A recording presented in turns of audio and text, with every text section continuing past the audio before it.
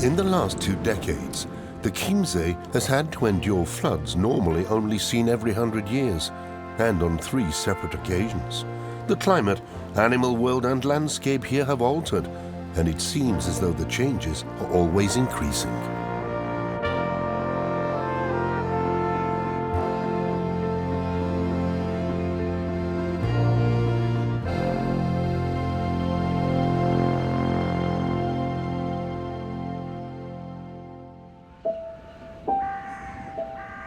"2,000 hectares of the Chiemsee area are flooded. In many places, the water levels continue to rise even after the rain, as the floodwater runs down from everywhere into the deepest lying places. Animals living in the flooded areas develop refined survival strategies.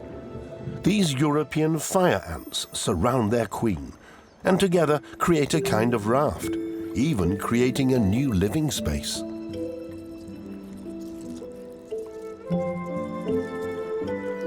When we humans take action against the increased flooding, it's often species like this that suffer. Someone who officially monitors animal diversity in such sensitive nature reserves is local ranger Dirk Alfermann. We really have seen an increase in major flooding like this in the last 10 to 15 years. It certainly happened 2 or 3 times in that period here at the Chiemsee. Of course, it's mostly the massive rainfall in the Alps, and then finally also snowmelt, which is responsible. It's questionable how far it's also connected to a possible change of the climate. That definitely can't be answered for certain. Flooding is less of a catastrophe for nature. It mostly affects humans. Access to the tourist area is blocked off. Instead of traffic flying across the Salzburg motorway, there is only muddy water, level with the municipality of Übersee.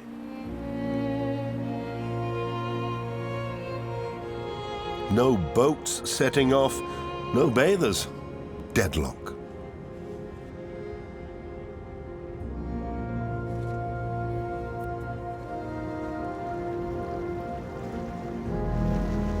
Only the water rescue service boat is out and about, over the flooded meadows and pastures. Here and there, people and livestock are rescued from small islands.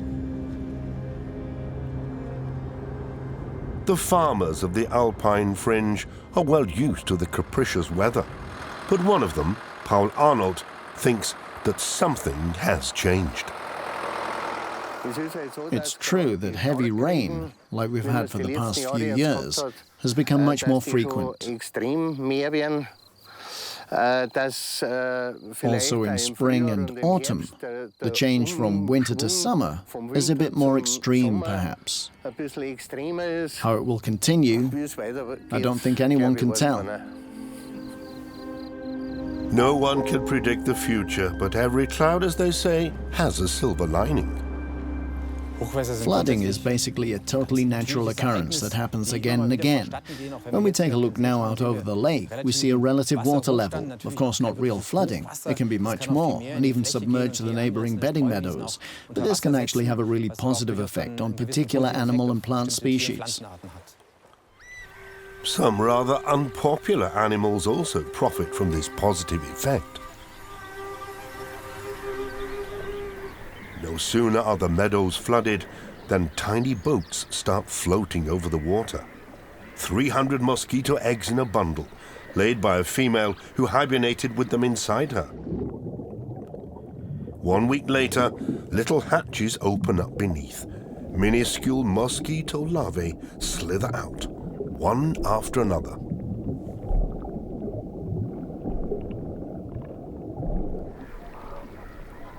It's not only small animals that emerge around the flooded areas, however.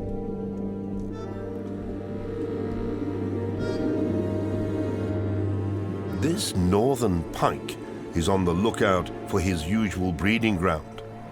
The largest predator in the Chiemsee is cautious and almost tender when it comes to wooing a female. Predatory fish, a metre in length, swim purposefully out of the lake and into the flooded meadows to spawn.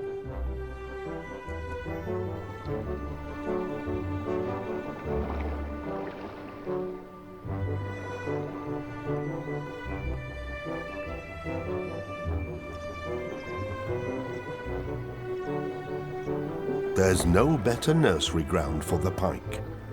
The sun warms the water quickly, and there's more than enough around to eat.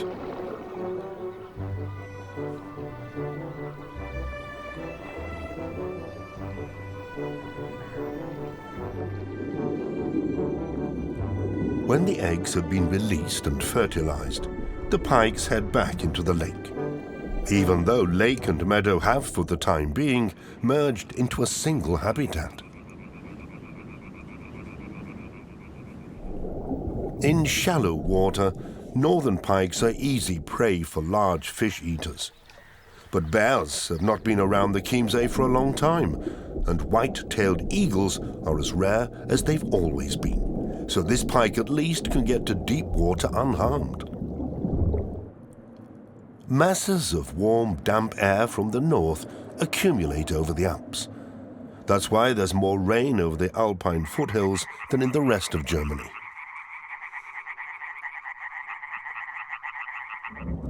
The female pike has laid hundreds of thousands of eggs, which remain stuck to the grass and moss.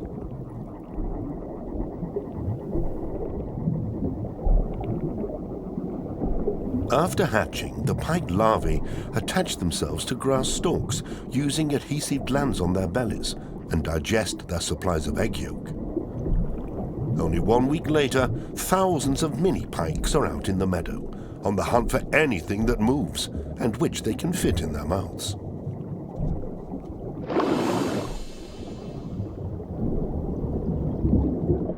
The flooded meadowlands are extremely productive. A lavish supply of food develops in the warm, shallow water. The mosquitoes here at the Chiemsee, or the different kinds of mosquito, of course, play a really important role as a biomass, a food source for different species of bird. But the larvae in the water are also food for amphibians or fish like the pike. Thanks to the abundance of food, the little pikes grow quickly. Mosquito larvae consist of 10% protein and have a high fat content. After only 14 days, the fish are as large as a finger. They have to take advantage of the ample food supply, because the water will soon subside and their little nursery dry up. Then, only those youngsters who find their way back to the lake well-nourished will survive. Swamped meadows don't only harbor mosquito larvae and fish spawn, however. They also hide completely different treasures.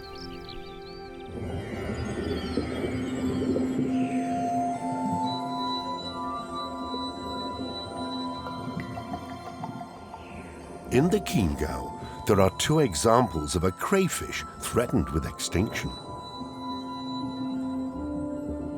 The fairy shrimp lives exclusively in areas that fill up after heavy rainfall, then dry out again a few weeks later. Females have red-gold luminescent egg pouches, where eggs can mature before lying in dry conditions for years or even decades, until the hollow fills up with water again.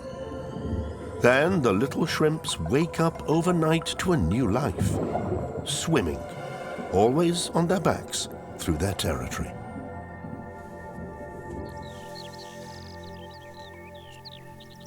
All pool dwellers have to think of a plan when their habitat dries up. The shrimps leave eggs in the ground, the pikes swim back to the lake, and others simply fly away.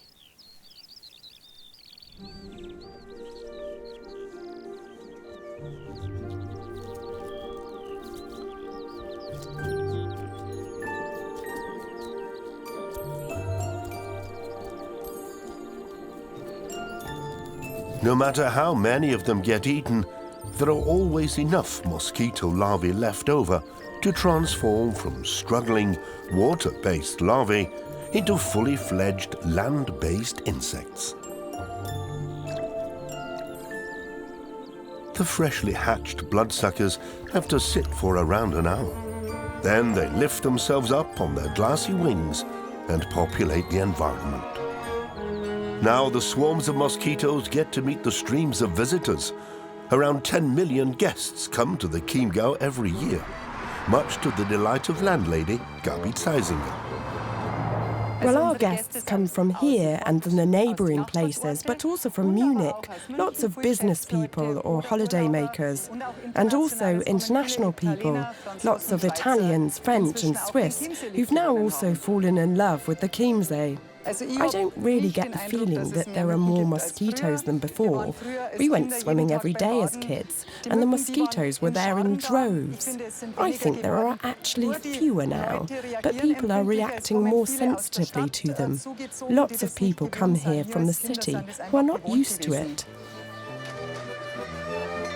After flooding, however, up to 50 billion mosquitoes hatch around the lake. While the males remain harmless, the females turn into a curse. Sucking blood is a true challenge for the little insects. After having drunk 3 times their own weight in warm blood, their body temperature increases suddenly by more than 10 degrees. In order to survive this, they produce special heat shock proteins.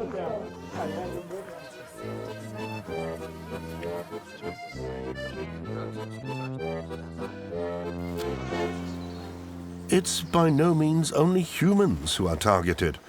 A young night heron is also tapped for blood.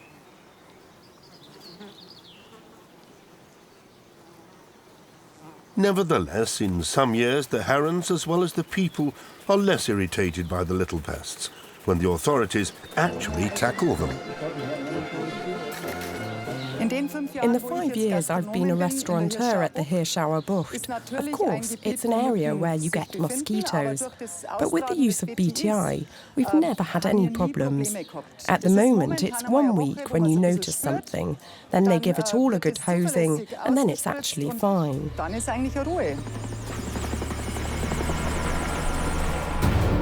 Areas of shallow water and flood zones around the lake are treated for mosquitoes by helicopter.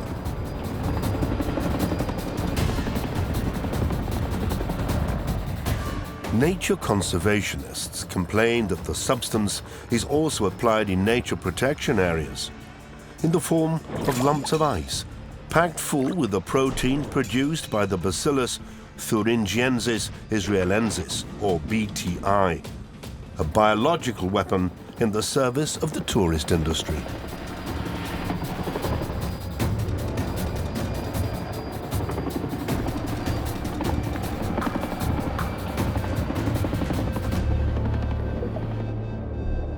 When the ice lumps melt, the BTI is released. The mosquito larvae ingest the substance involuntarily as they come into contact with everything that appears before their mandibles.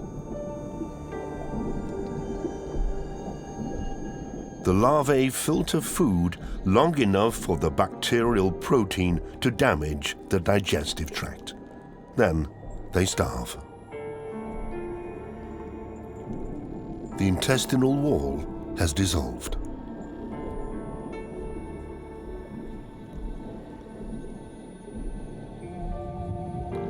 Studies have shown that the use of BTI has affected very few other insect species.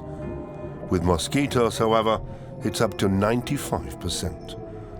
The protein from the killer bug kills biting as well as harmless types of mosquito. Which is bad news for mosquito lovers, like the common tree frog.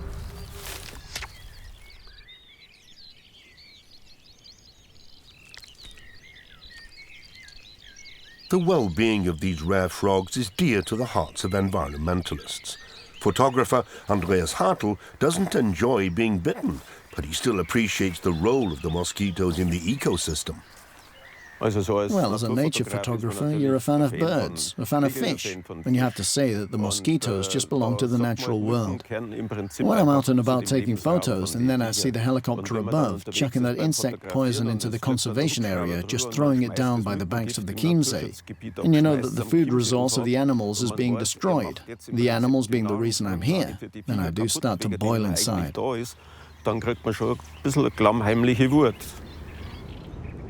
Mosquitoes and their larvae, as well as many other insect species, play a vital role in the ecosystem of the marsh and reed areas. Also for animals who don't eat them themselves. Many animals that are prey for others, like the little bittern, feed on insects. In the bittern's nest, the first chicks have hatched. The father helps the youngster out of the thin shell, which he'll eject from the nest once he's finished. Little bitterns still count as extremely rare, but have greatly increased recently. The number of breeding birds has risen fivefold over the past 2 decades in Germany. Nevertheless, the birds often build their nests in inaccessible reedy undergrowth, and neither young nor old bitterns make much noise. So they're very hard to discover, and perhaps have just been simply overlooked in many spots.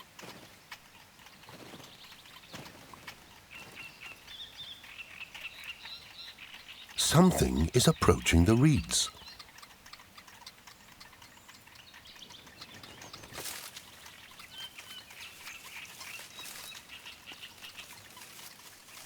The female is coming. A staff changeover. Like so much in the lives of this miniature heron, very easygoing.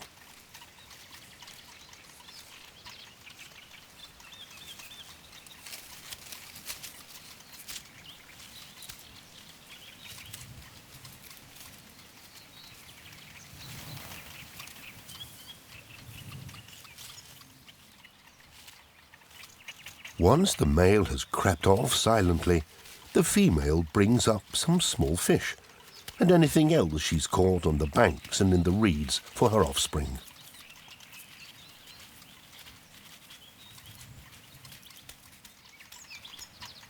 While this is happening, like always, some nearby changes are taking their unstoppable course.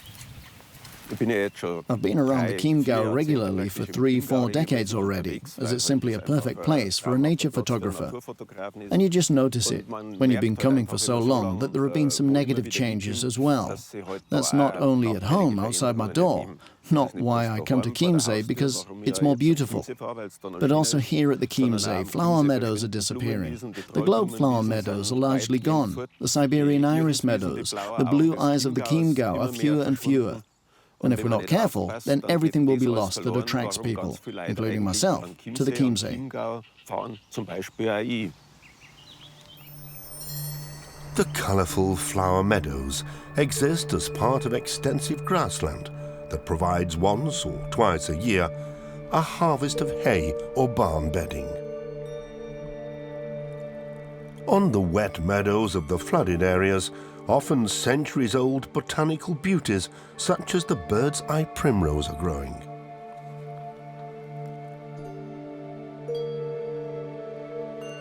Yet most of the meadows like this in the Chiemgau are now drained and mucked in order to improve the quality of the livestock feed and make the area more profitable.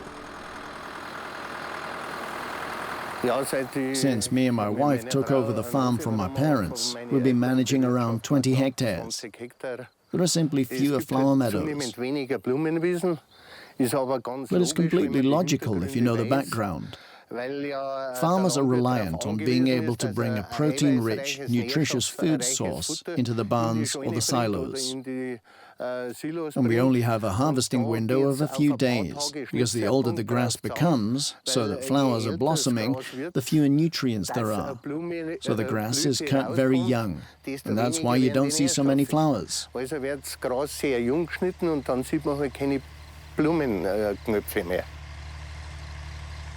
In general, it's maybe a bit of a pity, because the species diversity suffers. Particular butterflies are also not there anymore, as they need particular grasses in full bloom.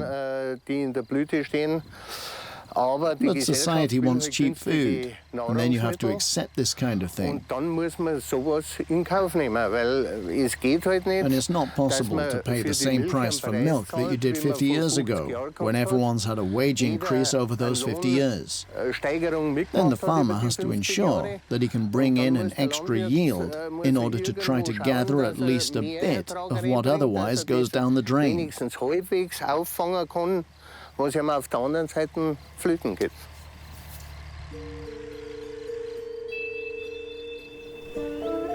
Some meadows like this still exist in the Chiemgau, mostly thanks to nature conservation grants and the work of rural maintenance volunteers. A kind of outdoor botanical museum. The kind of landscape changes you see happening everywhere are also noticeable at the Chiemsee, of course. The first cornfields are already eating away toward the lake banks. But it's a decision people have to make here, in terms of what they deem to be important. A few more cornfields and less nature, or else an environment of which people can still say in the future, Chiemgau, Chiemsee, that's my destination, that's where I want to go, like me. On the other hand, who would willingly slide into the red in order to maintain a landscape that is no longer up to date, even if it's still so beautiful? It's clear everywhere, not only in the Chiemgau, that particular wild animal species are rapidly on the decline, including those that were previously common, like the Eurasian curlew. Or the swallows, normally inseparable from the meadows, fields and cow stalls.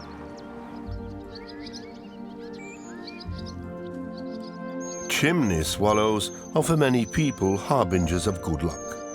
Sadly, the opposite is not the case. Chimney swallows and house martins have been at the early warning stage of the red species list since 2004, simply unimaginable in the past. Ornithologists regard the gradually declining insect life as the main reason. The birds are simply not finding enough food so easily. Flies and mosquitoes are the main source of nourishment for the chimney swallows. They can't simply switch to another food type. All these species are under severe threat because their habitat is changing bit by bit.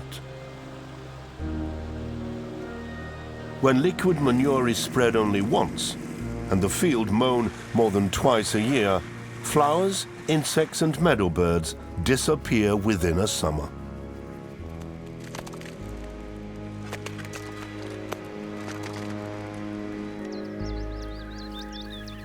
At one time, hundreds, even thousands of Eurasian curlew couples bred in the Chiemgau region. The warbling of the courting birds was as much a part of the landscape as the church bells. Only 4 or 5 couples remain today, and they breed in specially designated protection zones rather than the farmers' fields like before. Nonetheless, more and more of these protection zones are being created in the Chiemgau. When you go around the lake, you notice lots more places where nature is being given something back, like at Kendal Mühlfilzen, where the exploited fenlands have been watered again, so that a beautiful marsh can exist once more. From the air, one can still see the contours of the old peat extraction areas. The closer one gets, however, the more the landscape resembles undisturbed nature. And the marshland is actually easier to reconstitute than most other habitats. As soon as the water builds up, a diverse animal world returns. We've got lots of marshland and also hill bogs here in the Chiemgau, of course.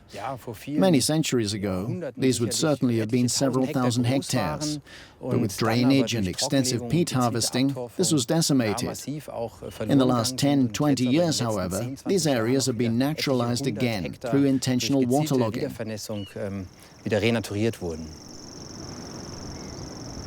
When reed and cane begins to proliferate in re-watered zones like this, the marsh harrier can find what it needs to raise its offspring.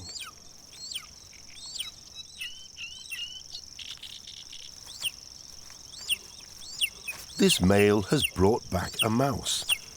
The harriers also eat lizards, frogs and songbirds, however, prey that is only available if there's enough insect life around.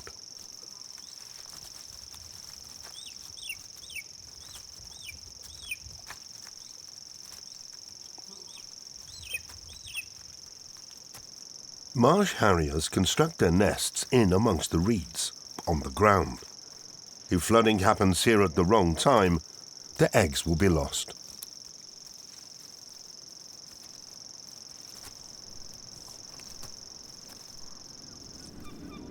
If everything's fine, though, the harrier parents take turns looking after the offspring.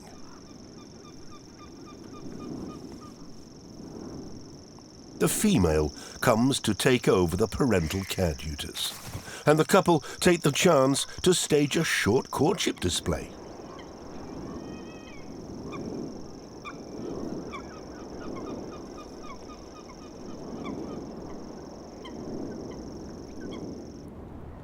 The reeds form a kind of jungle where many animals can hide from enemies and inquisitive lancers. Beyond the edge of the reeds, however, in the lake itself, the tangle of aquatic plants also offers shelter to creatures that we rarely set eyes upon, and many who perhaps like it that way. A water spider, the only spider in the world that lives underwater and builds a kind of air bubble. When the spider catches some prey, it spins a little balloon out of silk from its spinning glands, filling it up using its silvery air pocket. Finally, the spider turns around and sticks its head, together with the prey, into the air balloon, enabling it to eat in more or less dry conditions. Even the baby spiders walk along through the water with a small air supply.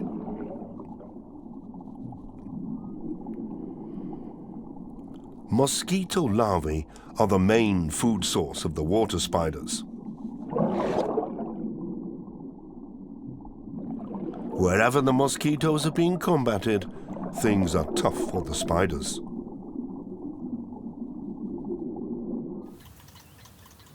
The little bitten offspring have developed well.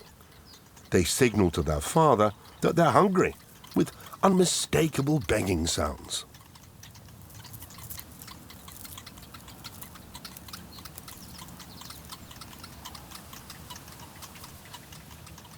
However, their fate depends not only on their parents' ability to find enough food. The little bittern is, of course, something very special. And the chicks look really funny. They have real mohawk hair. They also hatch one after the other, so 6 days apart. And although there's quite a size difference, they're all fed equally. The little ones are not left without, because they're too late or pushed aside by the bigger ones. So all 6 of them get on well. And it really is a joy to see when they make it and leave the nest, clambering around the reeds, and then going out to sleep in the pastures. And you wish that they will survive the journey to Africa and come back the next year in one piece. Whether more, fewer or no bitterns at all will be breeding in the Chiemgau in the future depends not only on us humans. We can, of course, protect reed areas and even lay down new ones. We can let them grow and thus ensure that the young bitterns have a good supply of food. But ultimately, these birds spend a large portion of the year in faraway lands, where we can't influence what might befall them. These imponderables turn nature conservation into an adventure. No one can say in advance exactly which animals and plants will settle in a newly formed biotope. That's why it'll always be exciting. No single reed area resembles another. No year is like the previous one. The changes which bring with them alterations to the landscape are hard to predict. At the edge of the reed bed, the storks are in the water the whole year round. Here, the kingdom of the birds meets that of the fish. The pike from the flooded zones are now as long as a hand and pose a threat to any slightly smaller lake dwellers, even if they're related.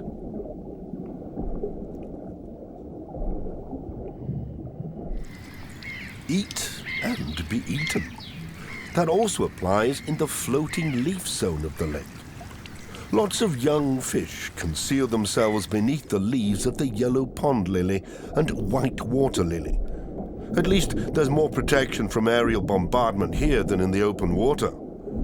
Different species of fish exist side by side, an aquatic melting pot which seeks protection in a single shoal. The Chiemsee has numerous shallow bays with silt floors. Many types of water and floating plants grow here, which are populated by countless lake inhabitants.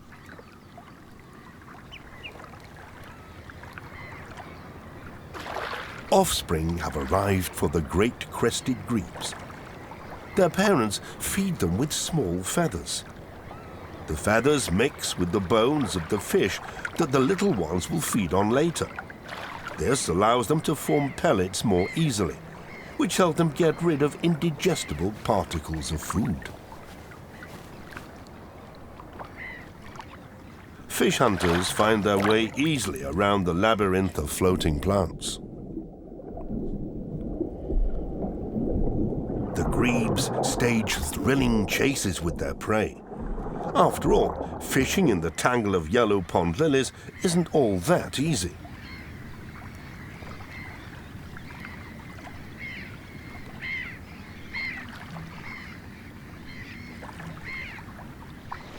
This young bird is already a month old. He'll only be independent in 6 weeks' time. Until then, his parents provide him with freshly caught fish, such as this pike, a pretty large morsel.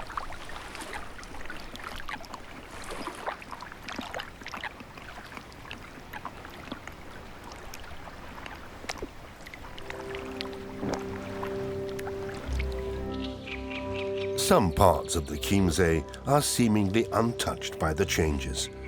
Nature appears to be virtually unscathed here.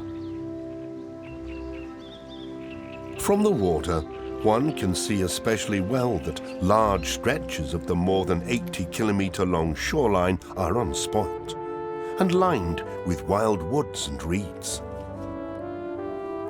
The Herreninsel has also remained pristine and natural, although it's the primary tourist magnet, attracting 500,000 people every year. King Ludwig II's palace is, of course, the biggest draw.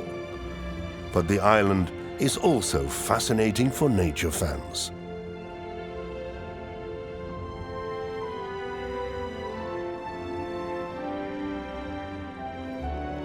The fairy tale king purchased the building site in 1873 from Württemberg wood speculators who wanted to deforest the Herren Chiemsee. But because the shy monarch valued solitude, he immediately acquired the entire island. By doing so, he saved the ancient forests that surround the palace to the present day. These forests, which contain especially massive beech trees, harbor a diverse flora and fauna. 15 species of bat alone live on the Herren Chiemsee, also because they can still find enough insects to eat their fill. Not only rare animals live here, however. If they're not persecuted and can feel secure, common buzzards even breed near humans. The old trees and thick forests of the island offer the birds everything they need to feel safe.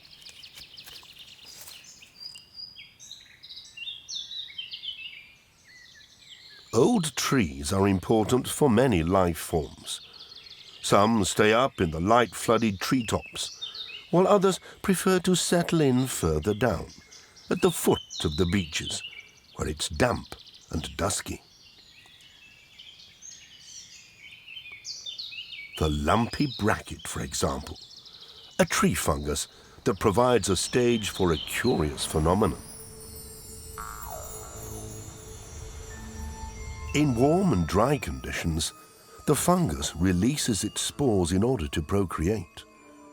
They float through the woods in delicate wisps of cloud, falling randomly down to the forest floor. A particular animal has become a specialist in trapping these clouds of spores. The larvae of the highly secretive fungus gnat crawl around the underside of the fungus, trying to scavenge as many of the pores as possible.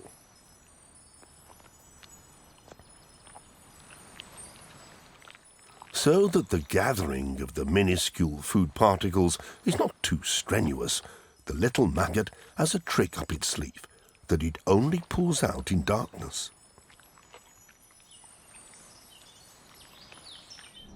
They and their related species only become really active when night falls over the woods of the Hellen Chiemsee.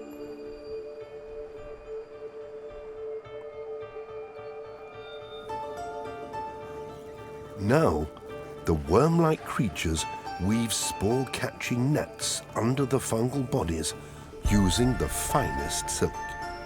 And they light up while they're doing it. Exactly why the larvae light up at night is unknown. In fact, not much is known about them at all. A stop-motion camera and long exposure times make visible the movements and the blue glimmer of the tiny, roughly 2 centimeter long animal.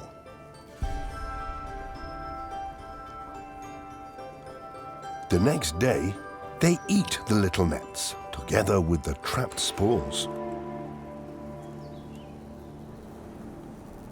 There are even more apparently ghostly occurrences that happen in the Chiemgau at night. In the swamps around the lake, some undead beings are coming back to life. Some time-lapse footage from our filming reveals the event.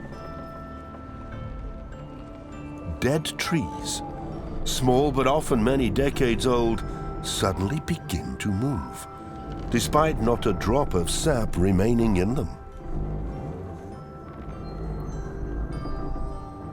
Variations in temperature and humidity are probably responsible for the movements. The dead branches move depending on water content, a phenomenon thus far unresearched, a reminder of the countless number of surprises nature has in store for us, and the fact that we are very far from knowing and understanding it all. Who can tell which irreversible consequences exploitation of the Chiemsee marshes might have? And who knows what secrets may still lurk in the reed forests? That alone should be reason enough for us to protect the reed zones by the edges of the lake.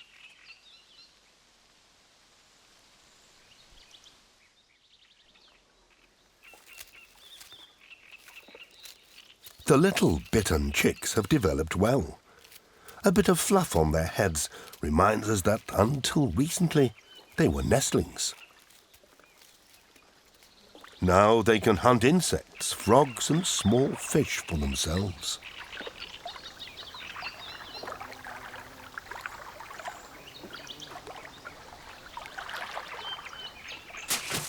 With success, a European bitterling makes a tasty bittern breakfast.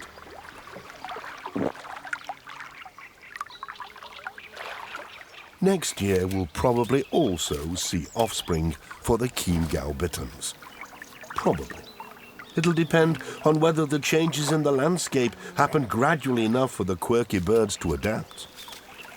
And whether that happens depends in turn on us humans. every one of us can have a say in how the land in the Chiemgau is farmed. We can influence things by spending our money on the produce of sustainable cultivation. For example, an intact reed belt depends also on healthy surroundings, in which chemicals and machinery are used with restraint. Then the Chiemgau will remain beautiful for a long time to come. Whether things will stay like this in the future, it's hard to say. One would hope so. But it depends on the behavior of consumers changing. Then it will be easier to say for sure that things could be kept the way they are. But if it keeps going the way it does now, that everyone is only interested in a low price and people want things cheap, cheap, cheap all the time, then we have to accept that there will be another price to pay. And so nature will also suffer in particular ways, because something has to give. But the changes aren't all bad. There's also some good news. Here at the Chiemsee, we have a very diverse wildlife that doesn't stay the same all year round, but rather fluctuates dramatically, even just regarding the bird life. There are certainly species that have returned in the past 10 or 20 years, like for instance the black kites, who have become regular breeders here. The white-tailed eagle has also been attempting to breed here for a good 10 years. It seems as if disruptions led to them migrating out. They're still spotted, however, and the hope remains that they might establish themselves here again. The white-tailed eagle is a symbol of nature conservation. Its numbers have picked up throughout Germany. Indeed, nothing stands in the way of a lasting settlement of the birds at the Chiemsee. However, the sudden appearance of such rare birds cannot conceal the fact that many other species are in decline. Turbulent times for the wildlife of the Chiemsee, not only in this weather. Storm warnings occur up to 100 times a year at the Chiemsee. Then gales of up to 100 kilometers an hour rip across the water. Only very few people are relaxing beside or even on the lake right now. For the environment, it doesn't actually matter whether there's more or less stormy weather and flooding in the future. The important thing is how humans interact with the Chiemgau landscape. It gets really black out there and starts raining, so much that we're wiped out. But nevertheless, if I imagine coming back to the Chiemsee in 100 years' time, then of course, I would hope to also be able to see globe flower meadows again, that the irises, the blue ones, would be in full bloom, and that especially in spring, the curlews would still be warbling, as they just belong to the Chiemsee in spring. If that was all possible, then I'd like to come back to the Chiemsee in 100 years, the most beautiful place on earth, even if I know it's only a dream, of course.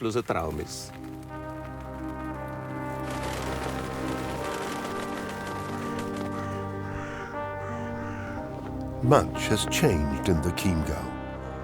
The Eurasian curlews hardly breed here anymore. That's why they spend winter here.